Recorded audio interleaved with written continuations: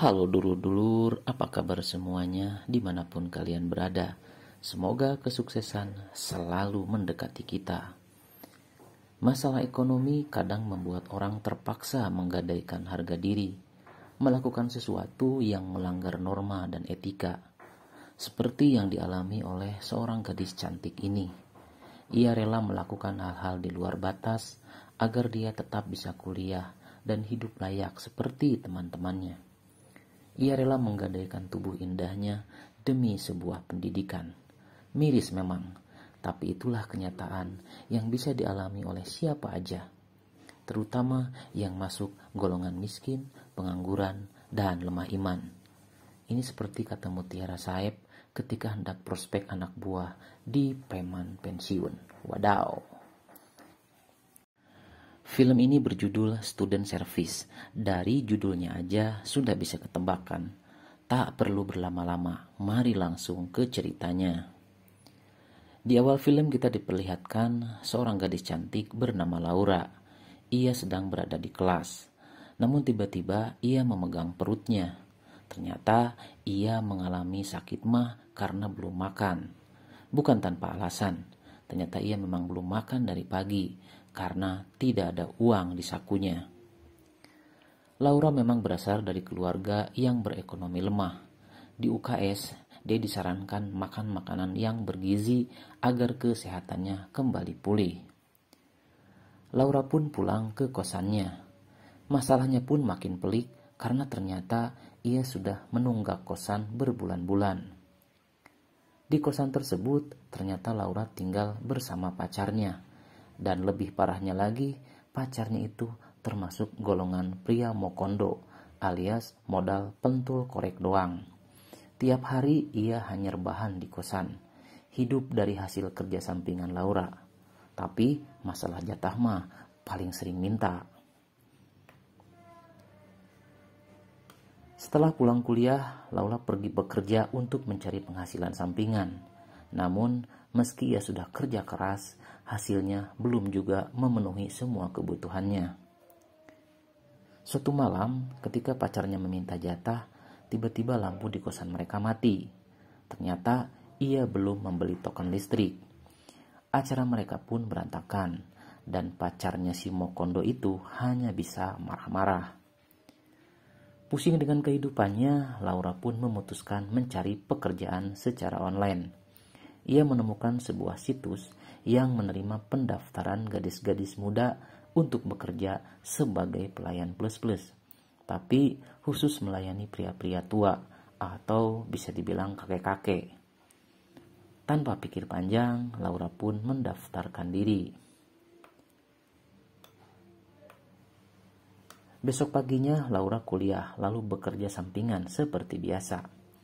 Saat ia membuka situs yang semalam, tanpa ia sadari, ia sudah mendapatkan pelanggan pertama. Mereka pun janjian untuk bertemu. Awalnya Laura sangat gugup. Dalam hati kecilnya, ia mulai ragu. Namun apa mau dikata, kebutuhan hidup yang mendesak membuat ia meyakinkan dirinya untuk terus bertemu. Ternyata benar, pelanggan pertama Laura adalah seorang pria tua yang lebih pantas jadi kakeknya. Pria itu mengajak Laura ke sebuah penginapan. Diawali obrolan basa-basi, pria itu pun langsung melancarkan aksinya. Proses baku tembak pun terjadi juga. Setelah pelanggan pertama itu, Laura mendapatkan uang yang setara dengan uang jajan 3 bulan. Jadi, ia bebas makan dan belanja sepuasnya tanpa takut kekurangan uang lagi. Setelah itu, Laura sudah mulai lupa diri.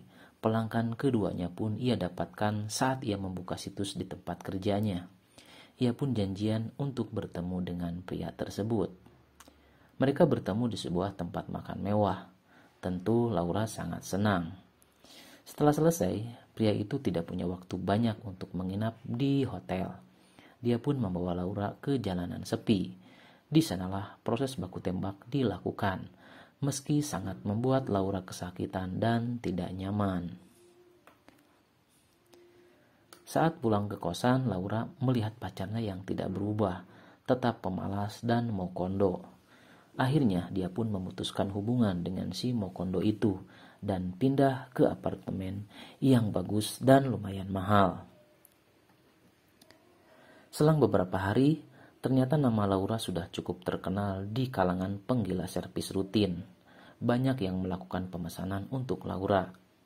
Di samping itu, Laura pun mendapatkan tawaran menjadi foto model di sebuah majalah dewasa. Awalnya Laura menolak karena syaratnya harus membuka semua pakaiannya. Namun, karena bayarannya sangat besar, Laura pun menyepakati kontrak tersebut.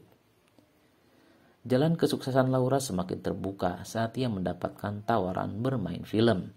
Tapi sayang, kesempatan itu ia lewatkan karena ia harus beradegan melawan dua pria sekaligus. Laura merasa belum ahli dan takut semuanya tahu tentang pekerjaannya. Laura pun mulai move on dari pacarnya yang Mokondo. Ia mendapatkan pacar baru yang mendukung pekerjaannya.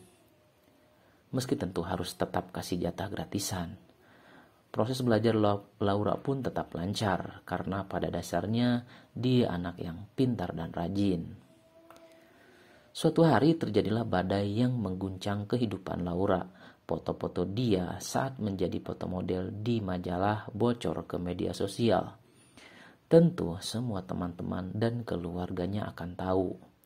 Hal ini sangat membuat Laura hancur dan terguncang. Menyadari hal itu, Laura pun memutuskan pindah ke luar kota dan mengajukan cuti ke kampusnya. Di kota yang baru, ia bekerja di sebuah kafe. Di sela-sela pekerjaannya, ia tetap belajar untuk mengejar ketertinggalannya. Saat ujian akhir pun tiba, Laura terpaksa harus datang ke kampusnya untuk ujian. Dan hasilnya sangat menggembirakan. Dia mendapatkan nilai yang sangat bagus hingga membuat semua teman kerjanya ikut senang.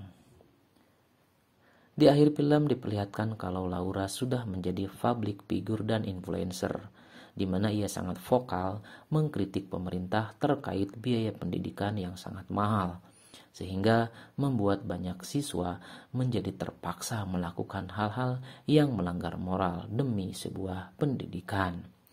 Lalu film pun tamat.